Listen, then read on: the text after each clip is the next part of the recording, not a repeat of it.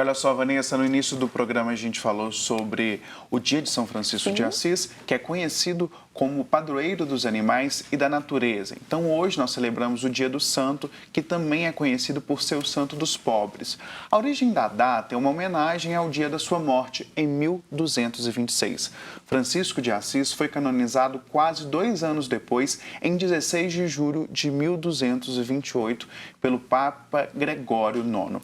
Agora nós vamos direto ao Santuário Basílica Nossa Senhora da Piedade, conversar com o pró-reitor do santuário, o padre Samuel Fidelis, que vai falar um pouco sobre essa preservação da fauna, da flora, segundo a Bíblia e também segundo São Francisco. Bom dia, padre Samuel, seja bem-vindo aqui mais um dia conosco no Manhã da Piedade. Bom dia, padre. Samuel, seja bem-vindo aqui mais um dia conosco no Manhã da Piedade. Bom dia, padre. Bom dia, Vanessa. Bom dia, Tiago. Bom dia a todas as nossas telespectadoras, telespectadores. É uma alegria.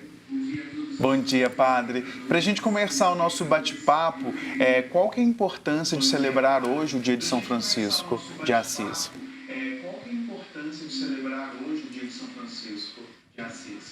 Então, é um santo que tem um apelo popular muito forte.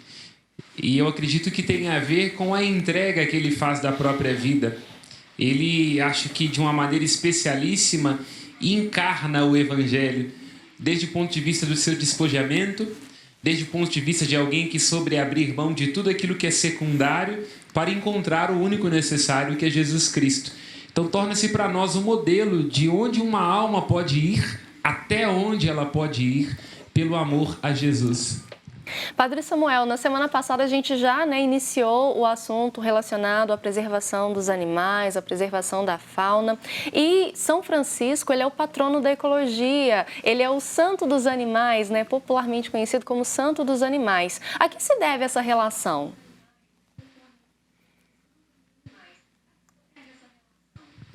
Então, nós diríamos assim, antes de tudo, de ser uma questão da devoção, ali tem uma constatação teológica, né? Se diz que quando nós somos criados em estado de graça, isto é, Adão, Eva, ali no sentido poético simbólico, eles foram criados com dons préternaturais. O que significa isso? Havia uma relação harmônica com a criação.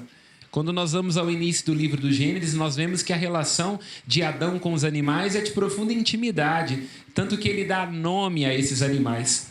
A ideia de que Francisco teria recebido por graça de Deus esse dom préternatural de uma comunicação muito íntima com a criação, né? De modo que ele conseguia ver, como ninguém, a criação como sendo um lugar onde Deus fala. Daí essa relação muito íntima. Ele, por exemplo, que acaba conversando com o lobo de Gúbio, né? Um lobo que assustava os cidadãos da região, e ele é visto conversando, né? E também, sobretudo, pelo Cântico das Criaturas, que é uma poesia belíssima do fim da vida de São Francisco, onde ele dá a conhecer que nós não só somos, nós intersomos, né?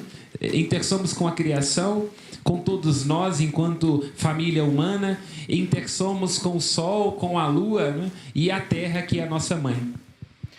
Padre Samuel, o São Francisco de Assis foi o padre que inspirou o Papa a se tornar um modelo de ecologia e também de ambientalismo?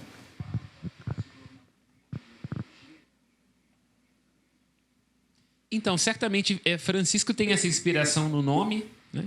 Ele traz esse nome como um lema, como é próprio do Papa, né? A ideia da mudança de nome quer dizer, o nome por si só já apresenta todo o projeto, todo o itinerário de pontificado do Papa Francisco, e não seria diferente, né?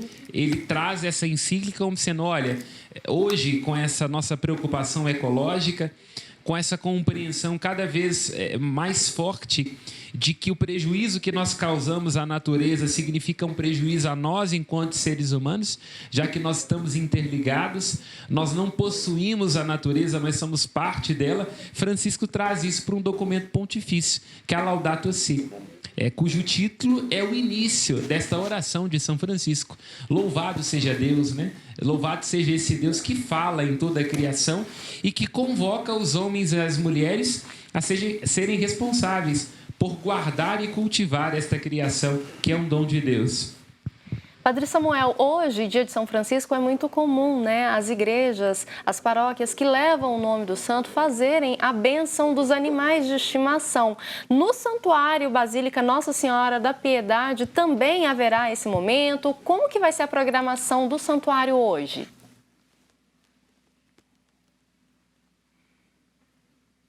Então, particularmente aqui na Arquidiocese de Belo Horizonte, com uma intuição muito bela do nosso arcebispo, é o Santuário São Francisco de Assis na Pampulha, que mais intimamente tem esse espaço, né, de bênção aos animais. Lá todo dia 4 tem essa delicadeza, né, sobretudo na pessoa do seu reitor, o padre Ednei, de demarcar ali como sendo um espaço onde fica evidente, né, a criação como um dom de Deus e, portanto, recebendo esta bênção ali, né? Seja pelos padres, seja pelos diáconos. Aqui no Santuário Basílica não há uma bênção específica, mas é um dos eixos fundamentais da nossa atuação, não é?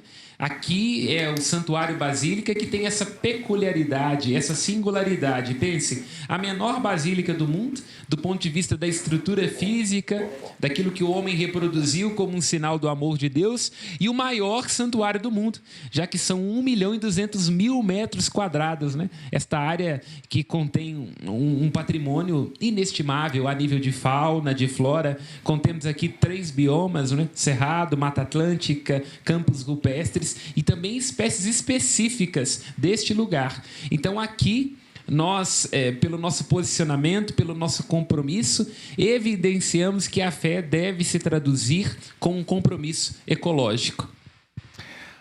Padre Samuel, você falou um pouco desse compromisso ecológico, né? Falou do santuário, das riquezas da fauna e da flora. Para quem está em casa assistindo a gente, ou a pessoa de qualquer lugar que está nos assistindo, qual que é a principal e mais importante mensagem que São Francisco deixa e qual que é a mensagem que o senhor também deixa de incentivo ao cuidado ao meio ambiente, aos animais?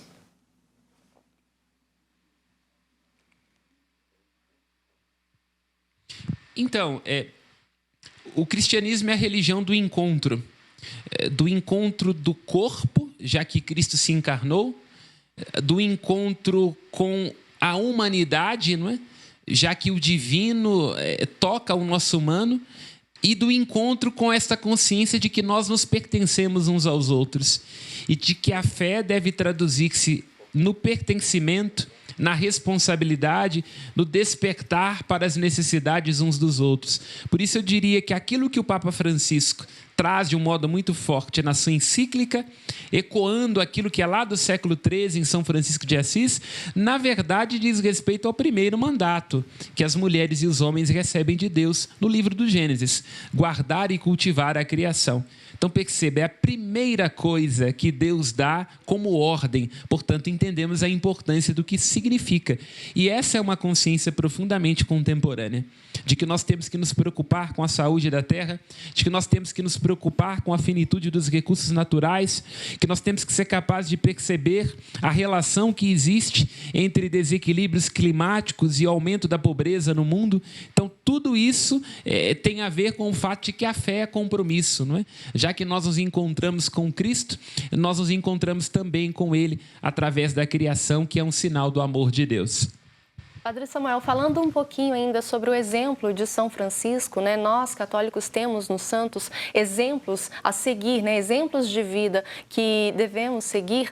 Eu queria que o senhor falasse um pouquinho sobre o exemplo de humildade que São Francisco nos deixou, levando em consideração, né, a vida agitada e turbulenta que estamos vivendo nos dias de hoje, principalmente em relação às redes sociais, onde há necessidade de se expor muitas vezes algo ou uma aparência que, na verdade, muitas vezes não condiz com aquela realidade, né? Nas redes sociais todo mundo é feliz, todo mundo ostenta muita coisa, e São Francisco já nos deixa o exemplo da humildade, né? Da servidão. Eu queria que o senhor fizesse, né, um paralelo em relação ao exemplo que São Francisco nos deixa para nossa contemporaneidade, já que o senhor falou, né, dessa época que estamos vivendo.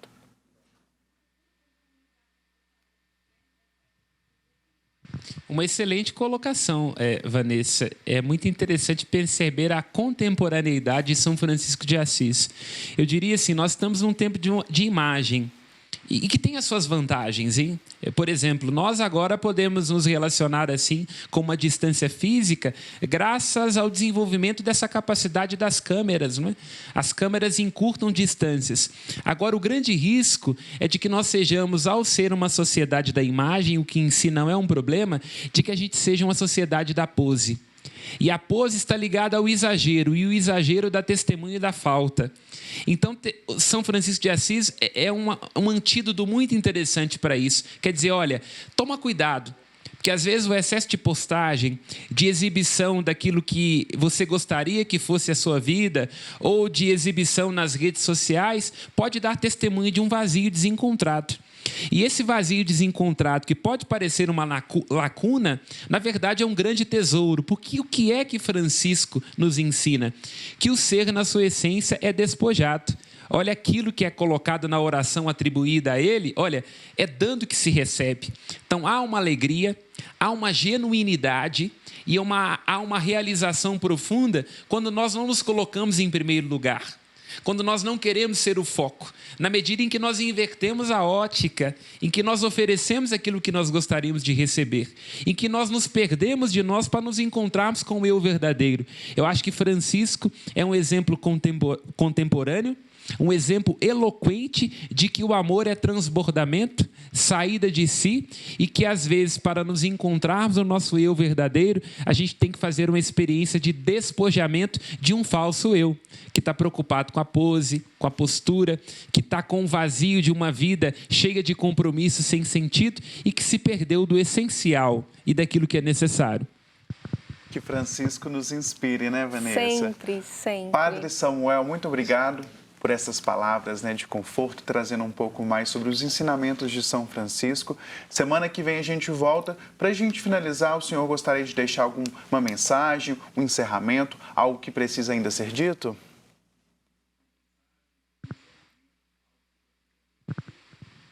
Eu queria dizer da minha alegria de estar com você. Semana que vem estaremos juntos. Agradecer pela contribuição que vocês têm trazido, né? Aquece o coração verem jovens assim com tanta disposição. Tenho certeza que iremos crescer muito com isso. E agradecer quem nos está escutando, né? E termino dizendo essa mensagem. Olha, Francisco é alguém que entendeu que o segredo mais íntimo do coração de Deus é a misericórdia. Isto é, misericórdia sobre si, sobre as próprias fraquezas, não viver de exageros, mas ser despojado. E quero invocar a bênção de Nossa Senhora da Piedade, ela, a mulher do despojamento, sobre a vida de cada um de vocês. Em nome do Pai, do Filho e do Espírito Santo. Amém. Um carinhoso abraço, ânimo e coragem. Muito obrigada, Amém. Padre. Muito obrigada. É sempre bom escutar Padre Samuel, né? Muito obrigada. Semana que vem a gente escuta um pouco mais. E por falar em São Francisco, né, Tiago, um importante ponto turístico aqui de Belo Horizonte, a nossa igrejinha da Pampulha, leva seu nome. A gente mostrou agora há pouco, Exatamente, né, Marcelo estava lá, né, cobrindo a programação desse dia tão especial para a igrejinha. E o Santuário Arquidiocesano São Francisco de Assis, ele guarda, além, claro, da bela arquitetura e do paisagismo que a gente não cansa de falar, né, Tiago? Aqui, lindas histórias de devoção, como as que a gente vai ver a partir de agora.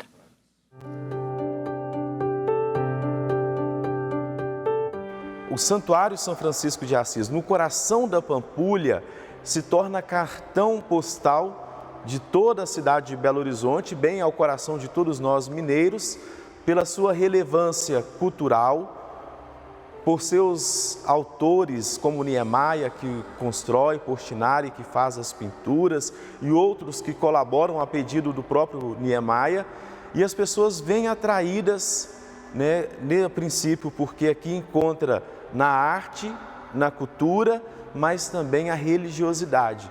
Como nos fala Santo Agostinho, né, o belo que se apropria da igreja através das artes, das pinturas, da música, né, da arquitetura, para sempre nos transmitir na experiência com Deus, que é belo, que nos ajuda a contemplarmos o que nós, portanto, aqui vivenciamos.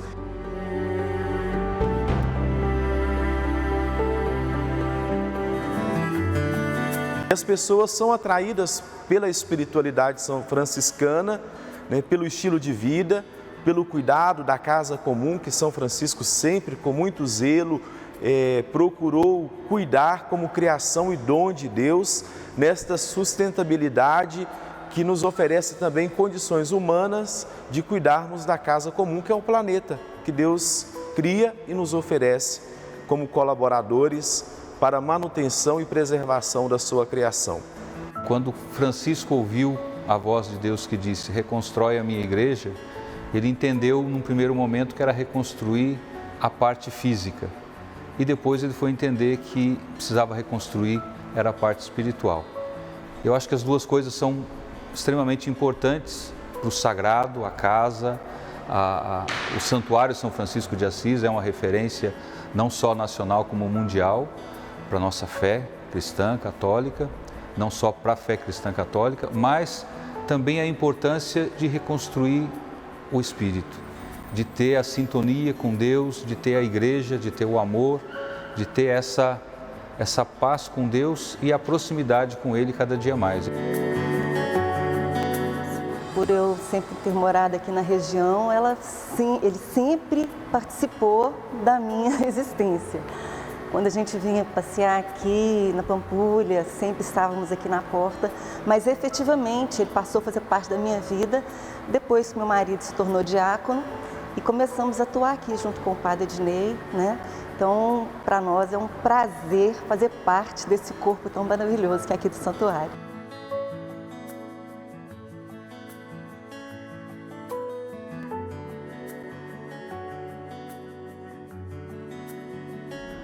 Eu que sou muito devoto de São Francisco, sempre fui desde pequeno, né? Li muitas obras de Francisco, do que ele fez, do que ele realizou, do caminho que ele passou, né? Até chegar onde ele chegou. Então, ter essa referência de Francisco no santuário que é reconhecido mundialmente e nos leva à união com Cristo, né? Francisco foi aquele que tinha dificuldade com os mais pobres, com os doentes, mas quando ele ouviu o chamado de Deus no seu coração, ele foi capaz de abraçar um leproso, de beijar o leproso e na sequência vem todos os demais fatos que aconteceram na sua vida. Então isso tem uma representatividade muito grande. Aqui também é um lugar onde nós encontramos Deus, onde nós podemos abraçá-lo e através do abraço a Cristo, abraçar também todos os irmãos, toda a igreja, todo o corpo de Cristo. É um local muito especial, um cantinho muito gostoso, com essa vista maravilhosa, as celebrações são muito bonitas.